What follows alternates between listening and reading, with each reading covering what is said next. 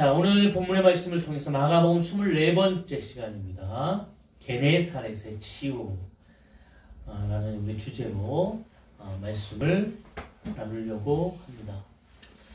지난주 우리가 보았던 그 말씀은 오병이어의 기적이 일어난 후에 예수님께서 사람들이 무엇을 원하는가?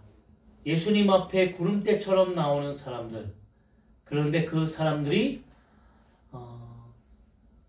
목적하는 바가 있죠. 네, 그걸 예수님께서는 그들은 썩는 양식, 떡을 위해서 나온 것이다. 그리고 그들은 오병이어의 기적을 그들이 보았을 때 그들의 생각과 예수님의 그 놀라운 사역이 부합하게 됩니다.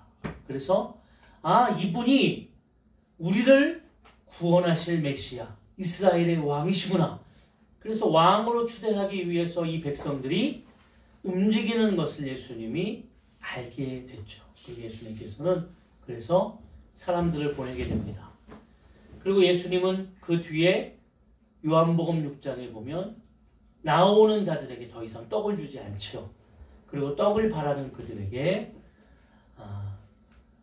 너희는 썩어질 것이 아니라 생명의 양식, 생명의 떡을 구해야 된다. 그 생명의 떡이 나다. 이렇게 이야기합니다. 그러나 사람들은 그 이야기를 들으면서 더 이상 떡을 주지 않는 예수님을 떠나가게 됩니다. 참 가슴 아픈 이야기죠. 그리고 예수님께서는 제자들을 보내십니다. 45절에 보면 우리 지난주에 보았던 말씀인데요. 예수께서 즉시 제자들을 재촉하사 자기가 무리를 보내는 동안에 배 타고 앞서 건너편 벳세다로 가게 하시고 하면서 제자들을 벳세다 쪽으로 보냅니다. 자, 그런데 제자들이 나아갈 때에 예수님은 그 배에 타시지 않고 예수님께서는 기도하시는데요. 홀로 기도하시는데 제자들이 풍랑을 맞게 되죠. 역풍을 맞게 됩니다.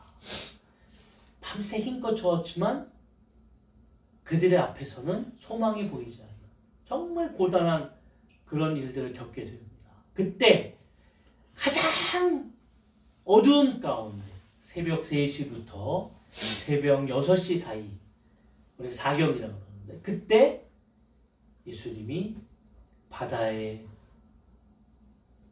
걸어서 나오게 되죠. 제자들은 예수님인지 모릅니다. 역풍을 맞고 정말 힘들어하는 그 제자들 앞에 예수님이 걸어오시는데 예수님이 누구인지 유령인지 모르게 되죠. 알아보지 못하게 됩니다. 그러나 예수께서는 두려워 떠는 그들, 그 풍랑 속에서 두려워서 그 두려움 때문에 아무것도 할 수 없는 그들에게 배에 올라타서 말씀하시죠. 안심하라. 내니 두려워 말라. 예수님이 나야 나 두려워하지 마. 그러면서 예수님이 배에 타신 후에 역풍은 사라지고 다시 잔잔한 바다가 되어지게 됩니다. 놀라운 역사죠. 자, 이 풍랑을 겪은 제자들, 오늘 그 역풍을 맞았던 정말 그 또 한 번의 놀라운 어려움을, 역경을 맞게 된 제자들. 그러나 그 역경을 예수님을 통해 이겼던 그 제자들이 이제 오늘 본문에 보면 시작하게 되죠. 53절, 건너가 게네사렛 땅에 이르러 대고. 근데 여러분 기억하시나요? 아까 45절을 제가 읽었잖아요. 어디로 간다고 그랬죠? 벳세다로 간다고 그랬어요. 그런데 제자들이 풍랑을 겪은 후에 배가 정박한 곳은 어디입니까? 게네사렛. 네, 게네사렛. 여러분, 벳세다에 예수님이 제자들과 갑니다. 가지 않는 것이 아니고 갑자기 이 뒤에 가면 한 8장 정도 가면 벳세다로 갑니다. 그런데 그 벳세다로 가기 전에 원래 45절에 이야기했던 목적지인 벳세다로 가기 전에 게네사렛이라는 곳에 정박하게 됩니다. 예수님께서 그곳에 정박한 분명한 이유가 있으시겠죠. 그냥 가시지 않았을 거 아니에요. 그냥 야 가기 전에 심심하니까 우리 잠깐 여기에 정복하자 이게 아니고 네? 분명히 멀지도 않아요. 멀지도 않아요. 근데 이곳에 분명히 예수님께서 하시고자 하는 분명한 뜻이 있을 거라는 거죠. 여러분 게네사렛이라는 이 동네는 이런 곳입니다. 지금까지 예수님께서 제자들과 함께 그 사역을 하셨고 놀라운 하나님의 역사를 이루셨고 기적 같은 역사를 이루었던 것은 다 유대인이 거주하는 땅이었습니다. 말하자면 유대인들이 주로 사는 땅이에요. 그런데 오늘 예수님께서 45절에 이야기했던 벳세다나 오늘 게네사렛은 유대인보다 이방인이 많이 거주하는 땅입니다. 그리고요, 이 게네사렛은 쉽게 얘기하면 아주 비옥한 땅이에요. 네, 평지로 되어 있고 이 땅은 비옥한 땅입니다. 네, 그러니까 요세푸스라는 그 학자가 이렇게 게네사렛 땅을 이야기해서 표현해놨어요. 뭐라고 그랬냐면 모든 것이 열리는 땅 이렇게 표현했어요. 말하자면 이 땅은 비옥해서 모든 과일과 모든 작곡이 열릴 수 있는 땅이라는 거죠. 아주 기름진 땅이에요.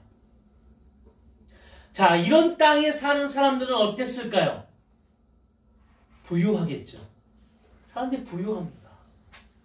네, 이방인이면서 부유한 자들.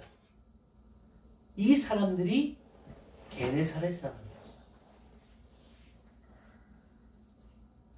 유대인들이 바라봤을 때는 어땠을까요?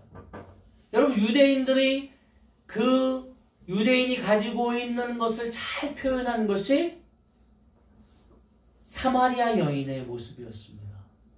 예수님께서 예루살렘에서 갈릴리로 가실 때에 어디를 통과하면 빨리 갈 수 있냐면 사마리아 땅을 통과하면 빨리 갈 수 있습니다.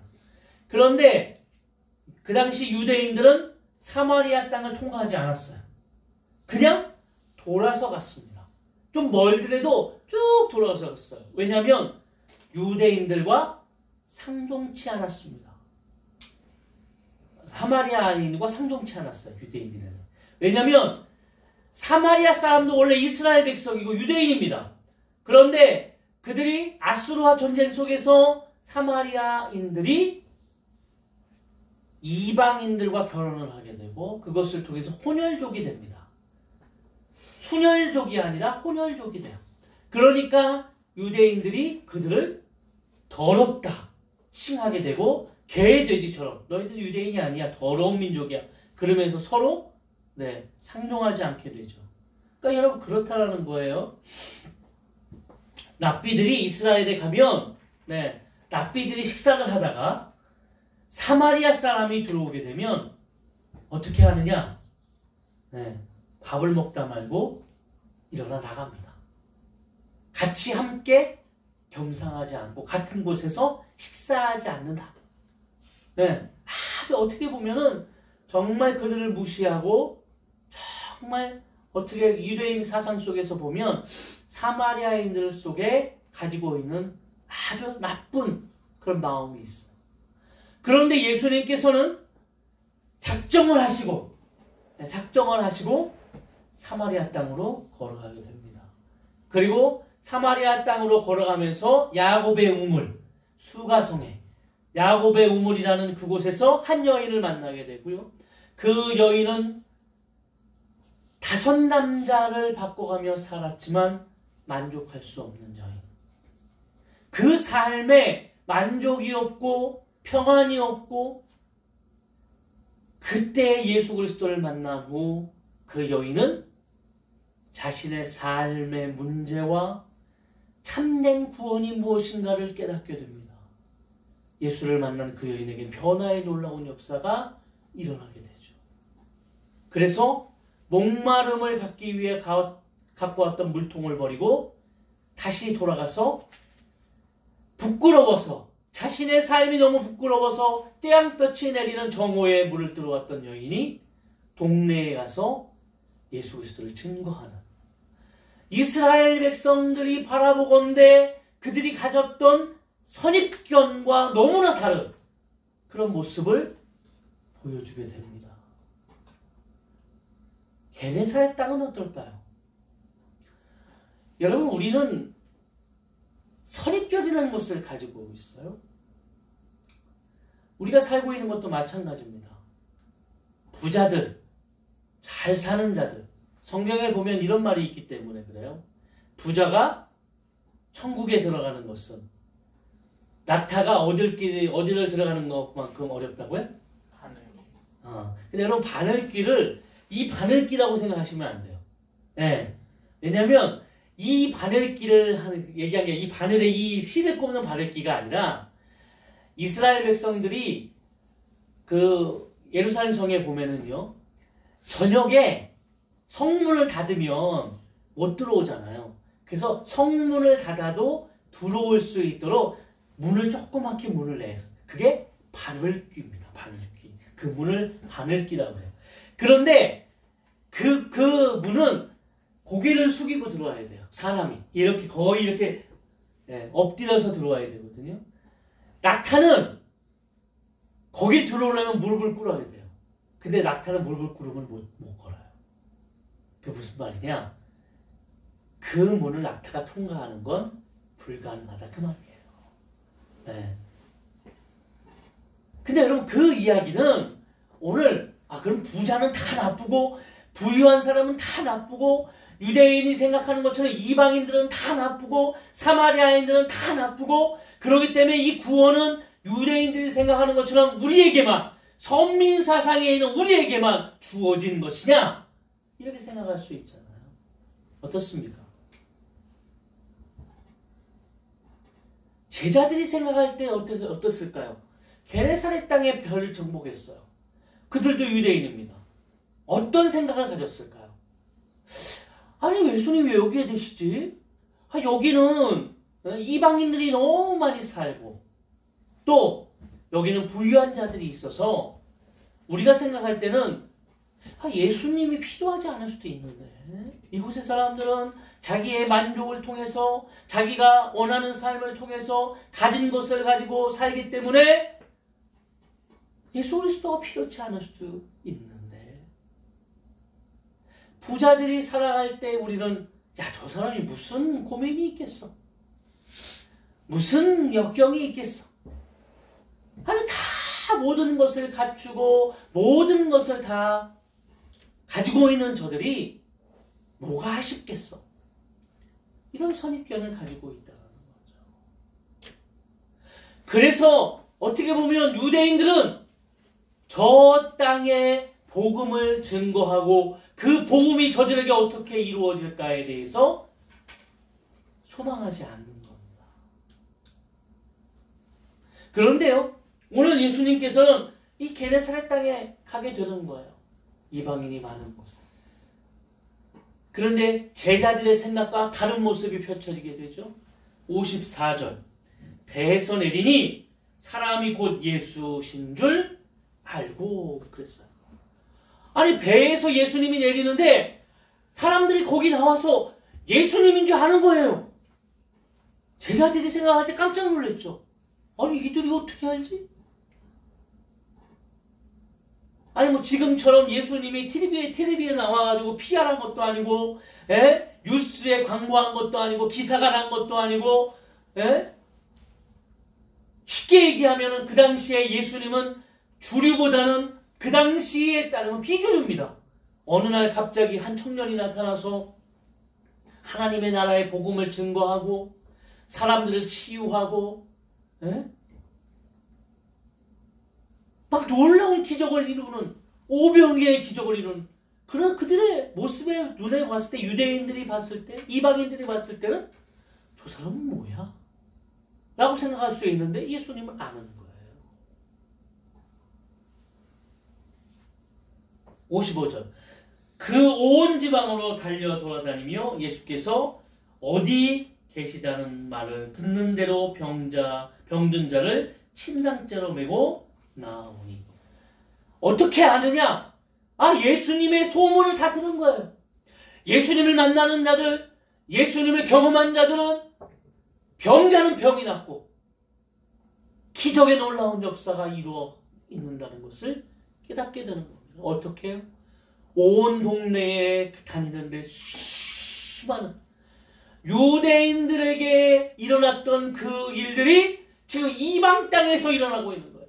여러분, 이것을 우리는 성경을 보기 때문에 이거 뭐지? 라고 생각할 수 있지만 유대인인 제자들의 눈에 바라볼 때에, 선입견을 가지고 있는 제자들 눈에 바라볼 때에 우리가 생각할 때 그런 거잖아요. 아니, 저들이 뭐가 아쉬워? 이렇게 생각할 수 있는 저들에게 이런 엄청난 문제들이 그들에게도 분명히 있음을 깨달은 거예요. 그들에게도 구원이 필요하다.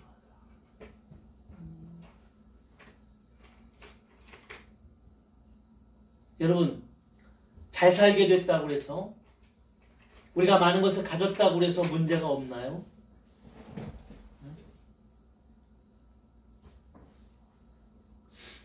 저는 70년대 사람이니까 그 당시에 내가 겪었던 일들, 그 우리 전 세대, 우리 어머니 세대보다는 그게 좀 나았어. 그래도 내가 겪었던 것을 이렇게 보게 되어지면 지금 얼마나 우리나라가 잘 살고 있는 걸 알게 되죠. 너무 잘 살다. 근데 그때 우리 어머니들이나 아버지들은 무슨 생각을 했냐면, 뭔가 좀 잘 살면 이 문제가 해결되고, 잘 살면 걱정도 없고 근심도 없고 이렇게 되리라고 생각했는데, 잘 살게 된 2022년 대한민국은 그럼 걱정이 없고 문제가 해결됐고 다 그렇습니까? 아닙니다. 먹을 것이 해결됐지만 그거보다 더 또 해결돼야 될 문제들이 너무 많이 되어져 있어요. 정신적으로 일어났던 많은 일들이 지금 얼마나 이 사회의 화두가 되고 있습니까? 먹고 사는 문제가 아니에요, 이제는. 어떤 생각과 어떤 마음과, 그러나 사람들의 마음은 피폐해지고 더 예전보다 어두워지고 이런 모습들을 보게 되잖아요.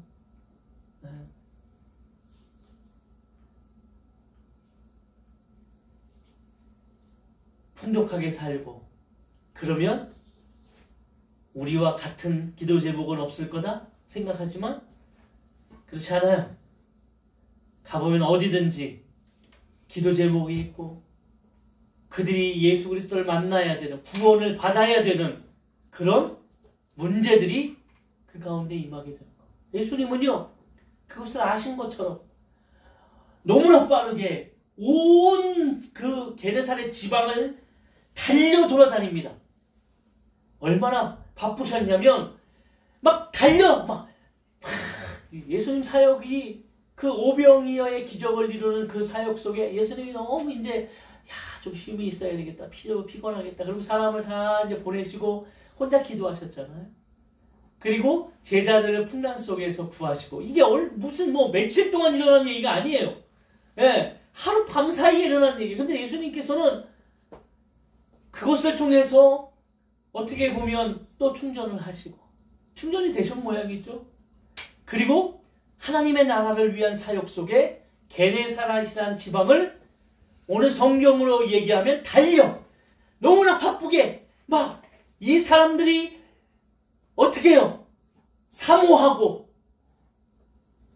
정말 예수님을 그리워했던, 더 예수님 만나기를 원했던 사람들이 있는 것처럼 표현한 거죠. 달려 돌아다니면서 그들을 치유하셨어요. 근데 예수님이 어디 계시다는 말을 들으면 어떻게 해요? 침상을 메고, 째로 메고, 유대 땅에 일어났던 그 놀라운 하나님의 역사, 예수님이 이루었던 그 기적 같은 역사들이 이 게네사렛 땅에도 일어나는 겁니다. 이게 무슨 말이에요? 오늘 하나님은 유대인이나 유대 땅이나 이방인이 사는 이방 땅이나 하나님의 역사는, 하나님의 말씀은, 하나님의 사랑은, 하나님의 구원의 은혜는 동일하게 이루어진다는 거죠. 그러니까 우리가 착각하는 경우가 있어요. 네, 우리는 항상 스페셜이 되기를 원합니다. 스페셜한 존재가 되기를 원하죠. 그래서 기도할 때도 어떻게 기도합니까? 하나님, 특별하게 사랑해 주시고 특별한 은혜를 주시고 이렇게 기도를 많이 해요. 네. 그런데 여러분 잘 생각해보세요. 하나님 편에 보시면 다 똑같아요. 오늘 한국 땅에 사는 우리나 저 이란에 사는 사람들이나 저 독일에 사는 사람들이나 저 아프리카, 예? 요즘 모가디슈 영화가 나와서 갑자기 소말리아에 대해서 막 지금도 내전이 이루어지고 있는 거기 사는 사람이나, 예, 하나님이 보시기에는 똑같습니다. 하나님의 역사는 똑같이 이루어지고 하나님의 기적 같은 은혜는 똑같이 이루어지고 하나님의 구원은 똑같이 이루어지는 거예요. 그것을 우리에게 보여주는 거예요. 그래서 똑같은 일들이 일어나는 거예요. 침상째로 병든 자를 메고 오고, 네? 얼마나 많은 병자들이 예수님께 나와 치유가 됩니까? 56절. 아무데나 예수께서 들어가시는 지방이나 도시나 마을에서 병자를 시장에 두고 예수께서 그의 옷가에라도 손을 대게 하시기를 간구하니 손을 대는 자는 다 성함을 얻으리라. 모든 자들이 나와서 다 성함을 입었다. 이 성함이라는 이 단어는 그 안에 포괄되어져 있는 두 가지 의미인데요. 치유와 구원이 함께 포괄되어져 있는 단어예요. 그러니까 치유만, 육신적인 치유만 이야기하시는 것이 아니라 그들이 예수 그리스도를 만난 후에 그 이방인들이 구원의 역사를 이루어가는 것을 의미합니다. 그런데 여러분, 여기서 우리가 이 앞에서 제가 서두에 이야기했던 이야기들을 한번 좀 생각해 보셔야 돼요. 그게 뭐냐면 많은 사람들이 무엇을 위해 예수님 앞에 나왔다고요? 유대인들이 먹을 것을 위해 나왔습니다. 예수님께서는 그들에게 말씀을 증거하시고 병든 자를 그냥 치유하여 주셨어요. 조건 없이. 주님 앞에 나오기만 하면, 주님을 만나기만 하면 다 치유해 주셨습니다. 그러나 사람들은 변화되지 아니하고 사실 자신의 육신적인 욕심을 위해서만 예수님을 찾게 되는 거예요. 그래서 풍랑이 오고 어려움이 오고 역경이 오는 삶에 주어지게 되면 나에게 그것이 더 이상 공급되어지지 않는다고 생각되어 뭘 하죠? 예수님을 배척하게 됩니다. 예수님이 고향에 내려가셨을 때에 예수님의 말씀을 듣고 그들이 놀라죠. 저가 어디서 이런 깨달음과 말씀을 알았을까? 그러나 그들은 그 다음에 배척과 무시를 합니다. 그러나 저는 마리아, 목수인 마리아의 아들 아니냐? 과부의 아들 아니냐? 무슨 과부의 아들이 어디서 어떤 깨달음이 있었느냐? 그 고향 사람들은 예수님을 배척하게 돼요. 그것을 예수님이 그대로 마가복음에 이 마가를 통해 다 기록되어져 있어요.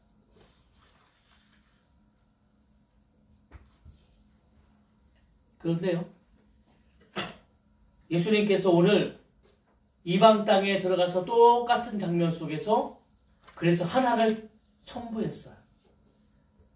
그것이 뭐냐면 모든 사람들이 다 성함을 얻었다. 그러나 그 앞에 전제 조건이 있어요. 뭐죠? 전제 조건. 예수께서 그의 옷가에라도 손을 대게 하시기를 간구하니 손을 대는 자는 다 나으니라. 성함을 얻는다. 손을 대는 자, 손을 대는 자는 다 성함을 얻는 겁니다. 여러분 얼마나 쉬운 겁니까? 그러나 이것이 믿음의 발걸음이에요. 첫걸음입니다. 출애굽기에 보니까요. 이스라엘 백성들이 하나님 앞에 범죄를 합니다. 하나님께서는 불뱀을 내리셔서 이스라엘 백성을 다 물리게 합니다. 모세가 기도하죠. 하나님 이 백성을 여기서 다 죽이면 안 됩니다. 이들을 구원해달라고 기도할 때 하나님이 그래? 그러면 너는 장대에다가 놋뱀을 만들어라. 그리고 이스라엘 백성들에게 이야기하기를 다 처소에서 나와서 놋뱀을 보는 자마다 산다, 죽는다. 산다. 그럼 이스라엘 백성들이 100% 다 놋뱀을 봤을까요? 아니에요. 그 장대에 달린 놋뱀은 가장 높은 곳에 누구나 처소에 나와서 고개만 들면 볼 수 있는 그곳에 있었지만 보지 않는 겁니다. 누구나 예수님이 나아가는 곳에 손만 대면 12회 앓았던 혈루병이 나은 것처럼 그들에게 기적 같은 역사가 이루어집니다. 뭐만 하면요? 손만 대면. 손을 댄다는 의미는 이제 내가 하나님 앞에 믿음으로 뭔가 고백을 하고 나아가는 우리의 순종의 모습을 이야기하는 겁니다. 이방인이지만 유대인은 아니지만 그러나 동일한 모습으로 구원의 역사를 이루어 가시는 그 예수 그리스도의 놀라운 그 사역 속에 누구든지 믿음으로 손을 대며 구원의 역사가 이룹니다. 내가 손을 대며 이것이 아주 작은 믿음일지라도 하나님은 역사하시겠다. 여러분 이것은 어린아이와 같은 믿음입니다. 오늘 이 시대 속에서 하나님은 순수한 마음으로 어린아이 같은 마음으로 오늘도 예수님 앞에 나와 그 순수한 마음을 가지고 주님 앞에 이야기하는 고백하는 이 모습을 원하시는 거예요. 우리는요 순수함을 잃어버리게 되죠. 그리고 그 순수함을 잃어버리면서 뭐라고 생각합니까? 내가 성숙했다라고 생각을 해요. 그래서 여러분 아셔야 돼요. 순수함을 잃어버리는 것은 성숙이 아닙니다. 나를 속이는 거죠. 우리는 아직도 선입견에 갇혀서 사는 경우가 많아요. 예수님은 오늘 제자들에게 벳세다도 똑같이 이방인들이 거하는 것이죠. 그 말은 유대인들은 잘 안 가는 곳이고 더더욱이나 그곳에 복음을 증거하지 않는다는 얘기입니다. 유대인 제자들도 똑같죠. 아니 거기 가서 뭔 일이 있어. 그들은 부유하고 그들은 모든 것을 다 가졌기 때문에. 그러나 실상 그들이 예수님과 함께 갔을 때 동네마다 가는 곳마다 수많은 병자들이 예수님 앞에 나오고 예수님 앞에 나와 그들의 조그만 믿음 첫걸음으로 옷에 손을 대는 자들마다 성함을 입는 모든 자들이 나음을 입는 놀라운 역사를 보게 되어지는 겁니다.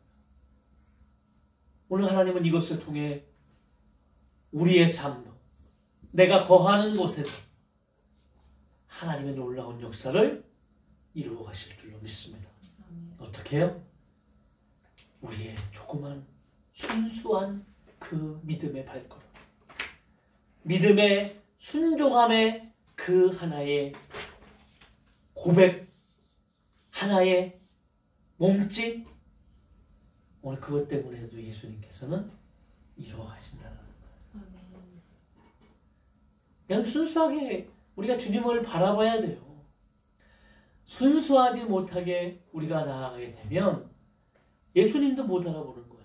제자들 예수님을 그렇게 따라다녔지만 누구 하나 예수님이 걸어오시겠다고 생각하는 자, 예수님이 우리를 도우러 오겠다고 생각하는 제자들이 없었어요. 자기 지금 삶에서 고단해서 힘들어서 아우성치면서 아유 언제 오시는 거야? 언제 예수님께서는 도와주시는 거야? 그렇게 얘기할 줄 모르나 정작 예수님이 오셨을 때는 그분이 누구인지를 깨닫지 못하는 거예요. 유령이처럼 놀래기나 하고 말이죠. 두려워하는 그런 모습 때문에 그렇게 살아가는 겁니다. 제가 얘기하잖아요. 어느 지방에 가뭄이 들어서 교회에서 40일 동안 기도하는 겁니다. 작정기도. 자, 우리 이 가뭄이 들어서 너무 힘드니까 비가 오게 해달라고 우리 작정기도 합시다. 그러나 40일 기도가 끝난 후에 비가 쫙 내리니까 성도들이 뭐라 그래요? 우산도 안 갖고 왔는데 비가 오네? 그때 한 어린아이 하나만 우산을 쓰고 가는 겁니다. 그 아이만 순수하게 그 하나님의 말씀이 하나님의 역사가 이루어질 것을 믿고 우산을 준비했던 거예요. 얼마나 모순된 우리의 삶이에요. 저도 마찬가지예요.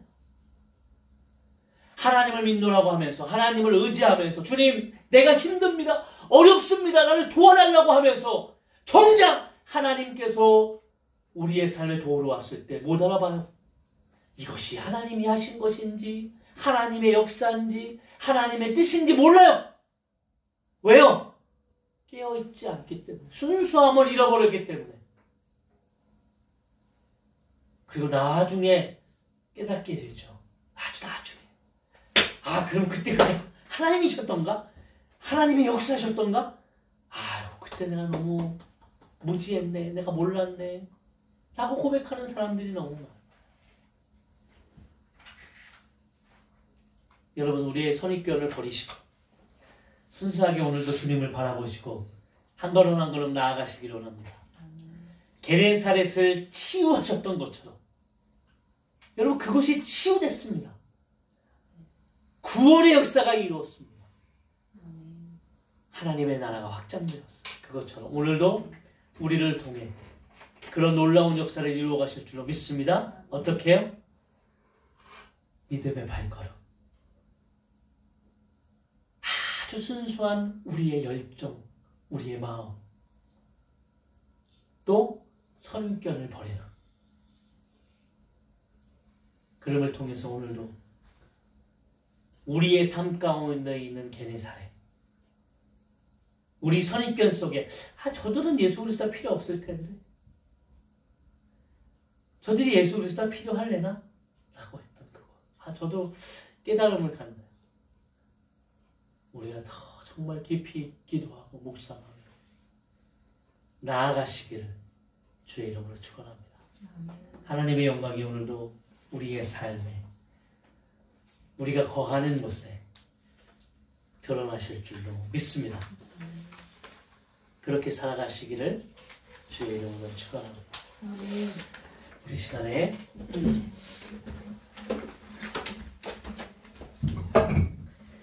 주님 말씀하시면 우리 결단하면서 찬양하겠습니다.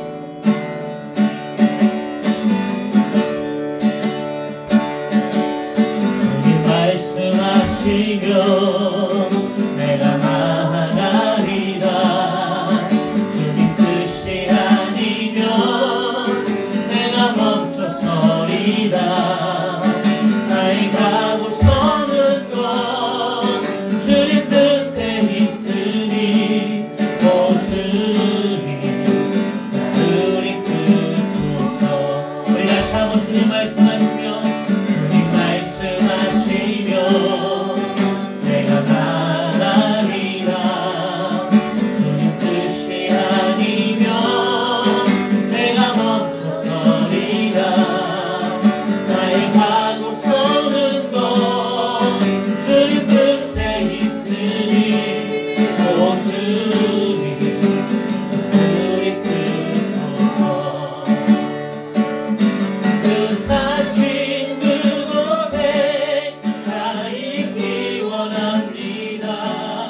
기쁨